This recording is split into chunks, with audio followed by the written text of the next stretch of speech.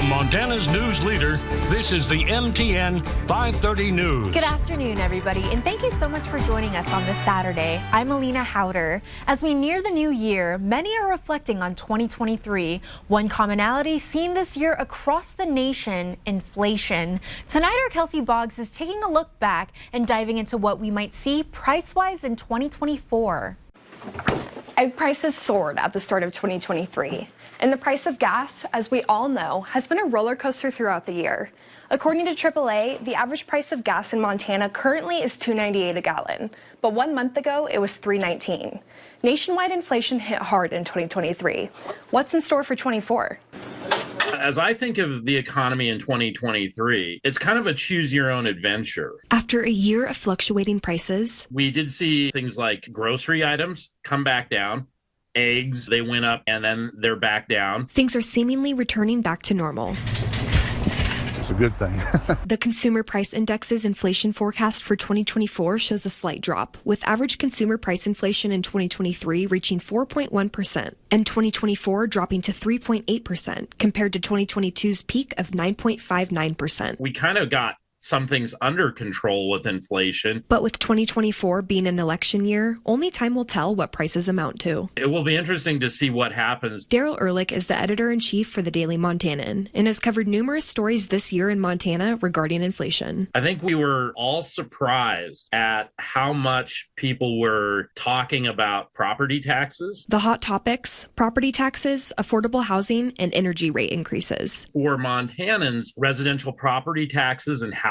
And then I think the other thing that you have to marry with that is energy costs. Being a homeowner, he knows firsthand where some of the frustrations with property taxes lie. I think everybody's so focused on the presidential election or even the tester election. But I think if we're looking at Montana, what's going to happen here in the Treasure State, I think that's going to be really fought at the local legislative level. Ehrlich is looking forward to the conversations to be had in the new year. There's going to be a lot of talk about property taxes. There's going to be a lot of talk about Medicaid. I think that there is going to be an overall national conversation about inflation, about wage. And is celebrating the low costs we've reached at the end of 2023. If people's checkbooks feel comfortable to them, they're probably going to be happy, regardless of some of the other stuff that's going on in the world. In Billings, Kelsey Boggs, MTN News.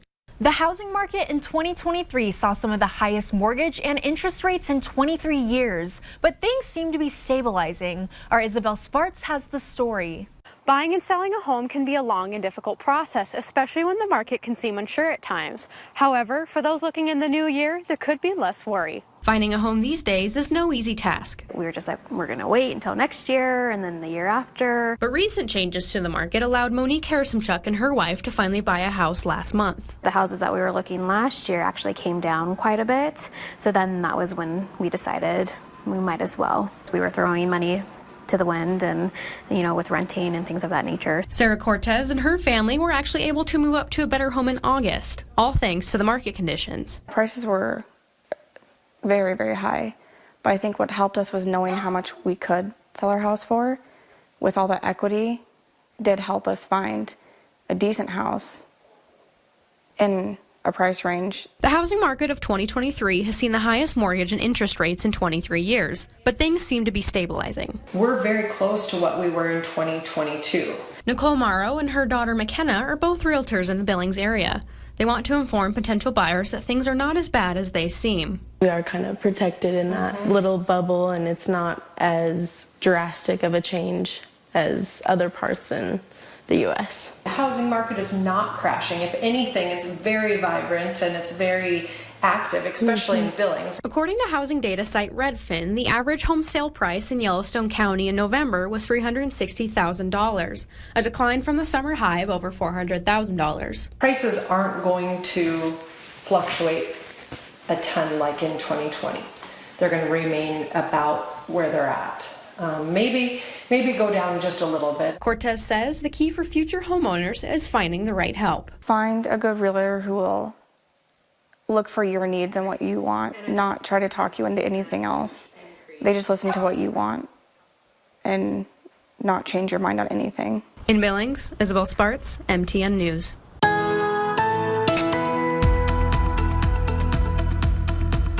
Hey, And good Saturday evening, everyone. Taking a live look outside on our Stockman Bank camera. A nice tranquil day for the Magic City and above average too. We are 8 degrees warmer than we should be this time of year this morning with that low of 25. And how about a high of 44, 9 degrees warmer than average. No precipitation. We're going to end the year about 3.2 inches above average. We will certainly take that, but we'd also like some additional snow. We just don't have any of those clouds in the sky right now. Currently 37 degrees with some high clouds moving overhead. Our forecast for the last day of 2023 tomorrow and the first 6 days, the new year 2024, coming up in just a few minutes.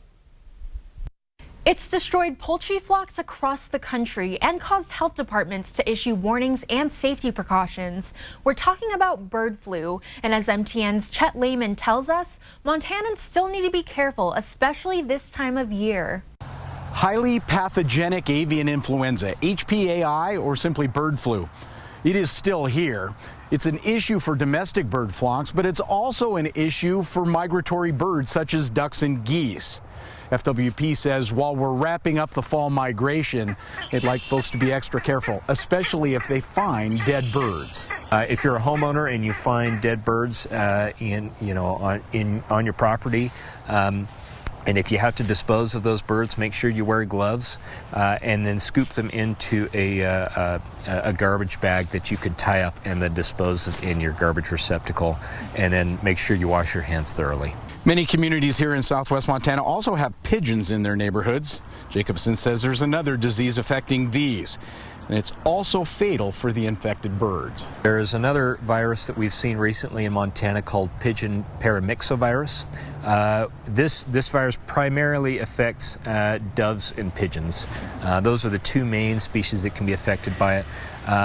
Whereas avian influenza has been known to affect a wider variety of birds as well as some mammals. Jacobson says during the fall and spring migrations, FWP receives many calls from people who found dead birds in their yards.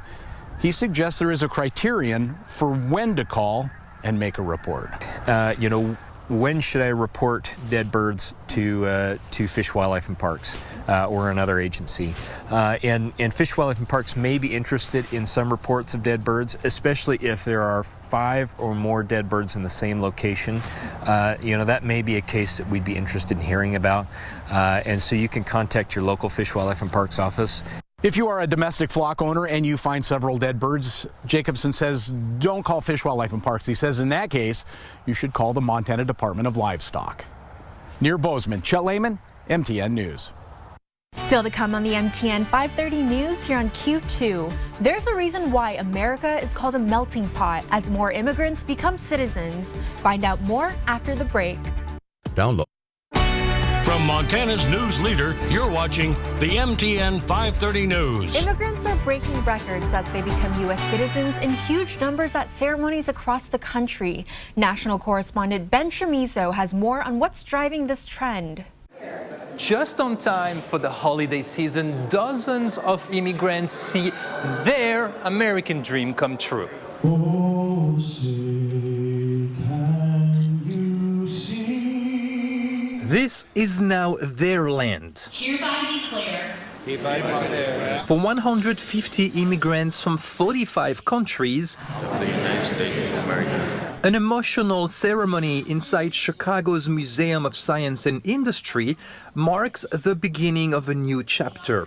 Life as American citizens. I feel so happy, at last, American citizen. For these new Americans, citizenship can mean family reunification. My family is here, and I think here is very free. Freedom and security. You do anything you want without, you cannot do that, you can do that, you cannot do that, because it was like that in our country, especially for women. And the pursuit of a better life for themselves and their children. I'm 12 years old, and I'm really proud of my mom for just getting the citizenship.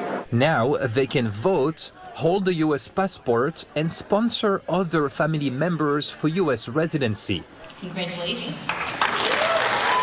At museums, national parks, sports arenas, and courtrooms across the country, naturalization ceremonies are making a major comeback after pandemic delays. Nearly 1 million immigrants became U.S. citizens last year, a 15-year high, according to the Pew Research Center. Experts attribute the naturalization surge to Biden administration efforts to streamline the process and to immigrants realizing under the Trump presidency that only citizenship fully shields them from deportation. Actually, I applied at 2020 because of the pandemic of the COVID-19. We was waiting. For Amal Bilal from Iraq and others, the path to citizenship is still relatively long and costly, with application fees adding up to $725. After being a permanent resident for at least 5 years, or 3 if married to a U.S. citizen, immigrants are eligible to apply for citizenship. They must provide a slew of supporting documents and pass background checks and English and civics tests. But in the end, what could be a better gift than becoming a citizen just in time for the holidays? Ben Chamiso, Scripps News, Chicago.